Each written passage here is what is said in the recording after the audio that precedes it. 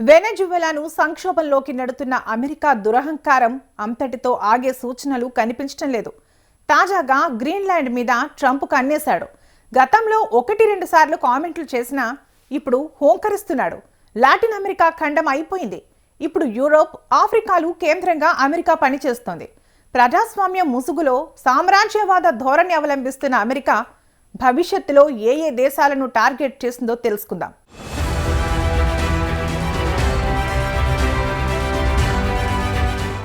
Donald Trump రెండోసారి అధ్యక్షుడిగా ఎన్నికయ్యే సమయానికి ప్రపంచ దేశాల్లో ఆయన వ్యవహార శైలిపై అనేక రకాలుగా వ్యంగ్యంగా కామెంట్లు వచ్చేవి. ముఖ్యంగా ఎన్నికల ప్రసంగాల్లో అమెరికా ఫస్ట్ అనే నినాదంపై ఆ దేశ ప్రజలే విస్మయం చెందారు. అవేవి పట్టించుకొని ట్రంప్ అధికారంలోకి రాగానే ఎన్నికల్లో ఇచ్చిన వాగ్దానాల్ని కార్యాచరణలో పెడుతున్నాడు. అమెరికా ప్రయోజనాలు తప్పితే మరేదీ పట్టించుకునే ప్రసక్తే లేదని తేల్చి చెప్పిన ట్రంప్ ఆ విధంగానే ఇజ్రాయెల్, ఉక్రెయిన్ వ్యవహారాల్లో నడుచుకున్నాడు. రష్యా ఉక్రెయిన్ యుద్ధాన్ని తమ ప్రయోజనాల కోసం వాడుకోవడం అమెరికాకే చెల్లింది.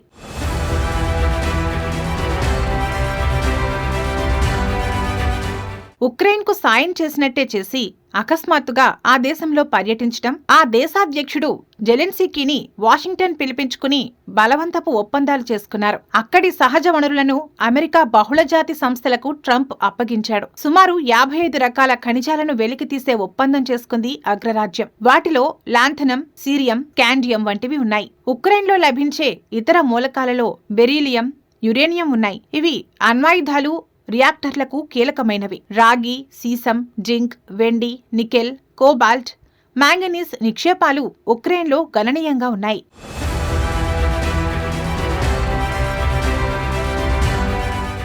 ఉక్రెయిన్తో తమకు అనుకూలంగా ఒప్పందాలు చేసుకోగానే అమెరికా కొత్త ఎత్తుగడ వేసింది.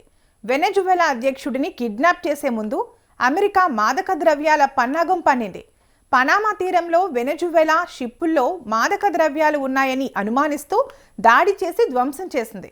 అక్కడ ఎంత చమురు వెలికి తీయాలో కూడా అమెరికానే చెబుతోంది.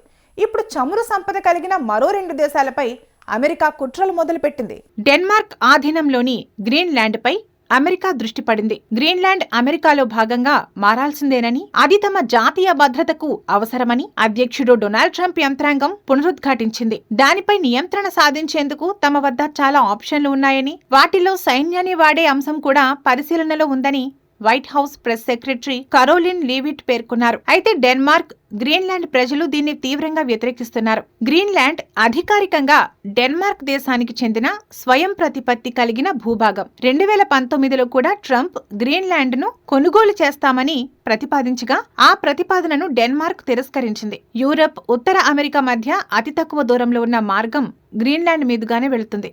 ఎలక్ట్రిక్ వాహనాలు, స్మార్ట్ ఫోన్లు, ఆధునిక ఆయుధాల తయారీకి అవసరమైన లిథియం, గ్రాఫైట్ వంటి 25 రకాల కీలక ఖనిజాలు ఇక్కడ ఉన్నాయి. మంచు కింద భారీ స్థాయిలో చమురు, సహజ వాయువు నిక్షేపాలు ఉన్నట్లు అంచనా. పర్యావరణ కారణాల దృష్ట్యా గ్రీన్లాండ్ ప్రస్తుతం వీటి వెలికితీతను నిషేధించింది.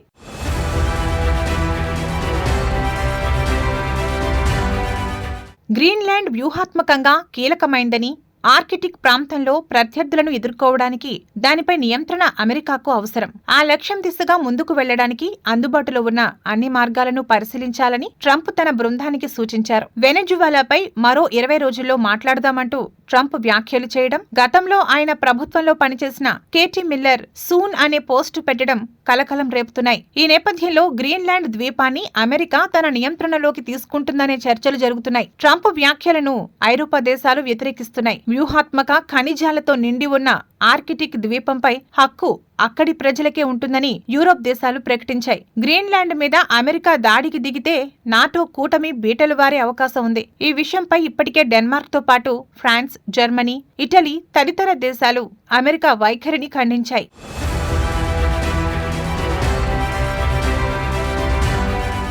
ఐరోపా సమాజం నుంచి వ్యతిరేకత తీవ్రమైతే అమెరికా డెల్టా ఫోర్స్ ఆఫ్రికాపై దండెత్తుతుందని అంతర్జాతీయ మీడియాలో కథనాలు వస్తున్నాయి. పశ్చిమాఫ్రికాలోని చమురు సంపద కలిగిన నైజీరియాపై దాడి చేయొచ్చని సమాచారం. నైజీరియాలో Islamic State of Iraq and Syria ఉగ్రవాద స్థావరాలపై అమెరికా సైన్యం డిసెంబర్లో విరుచుకుపడింది. నైజీరియాలో క్రైస్తవుల హత్యలను ఆపాలని ఐసిస్ ను అధ్యక్షుడు డొనాల్డ్ ట్రంప్ హెచ్చరించిన కొద్ది రోజుల్లోనే ఈ దాడులు చేపట్టడం గమనార్హం. క్రైస్తవులపై దాడులను నిరోధించడంలో భాగంగా ఈ చర్యలు తీసుకున్నట్లు ట్రంప్ స్పష్టం చేశారు. వాయువ్య నైజీరియాలోని ఐసిస్ ఉగ్రవాదులే లక్ష్యంగా తమ సైన్యం భీకర దాడులు నిర్వహించినట్లు పేర్కొన్నారు. అయితే అగ్రరాజ్యం ఆలోచన వేరే ఉన్నట్టుగా చెప్పకనే చెబుతోంది. వివిధ నివేదికల ప్రకారం నైజీరియాలో 159 ఆయిల్ ఫీల్డులు, 1481 చమురు బావులు క్రియాశీలకంగా ఉన్నాయి. నైజర్ డెల్టా బేసిన్ చమురు నిక్షేపాలకు ప్రసిద్ధి.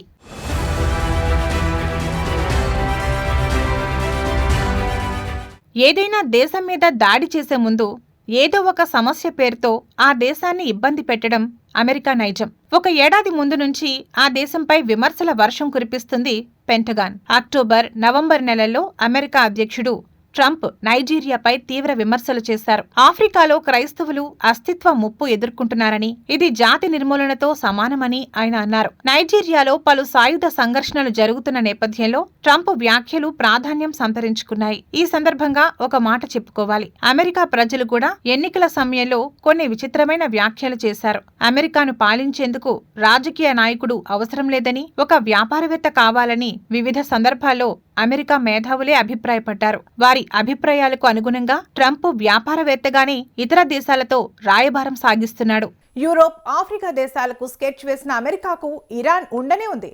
అదును చూసి ఇరాన్ వ్యవహారాల్లో జోక్యం చేసుకునే అవకాశాలున్నాయి. అమెరికా ధోరణి మారకపోతే ప్రపంచ రాజకీయాలు కొత్త మార్గంలో పయనిస్తాయని విశ్లేషణ జరుగుతోంది. అమెరికా గ్రీన్లాండ్ మీద దాడికి దిగితే నాటో విచ్ఛిన్నం అవుతుందనడంలో సందేహం లేదు. అదే కోవలో నైజీరియాలో దాడికి దిగితే ఇస్లామిక్ దేశాలు ఏకమయ్యే అవకాశం ఉంది.